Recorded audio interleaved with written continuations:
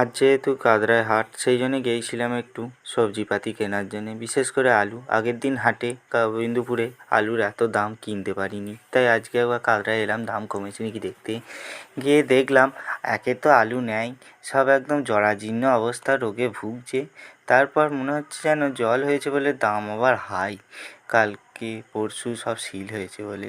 আলু কিনবো কি মাথায় হাত দিয়ে ভাবলাম খানিকক্ষণ কিনবো না।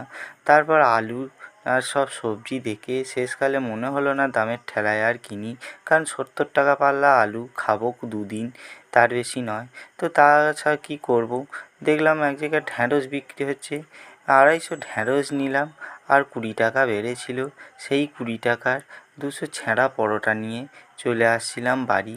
হ্যাঁ, তার সঙ্গে ছেঁড়া পরোটার সঙ্গে ছিল ঘুগনি। এইটার জন্যই মেন আনতে যাওয়া, আলু আর এই ছেঁড়া পরোটা। আর হ্যাঁ, ভিডিওটা যদি ভালো লাগে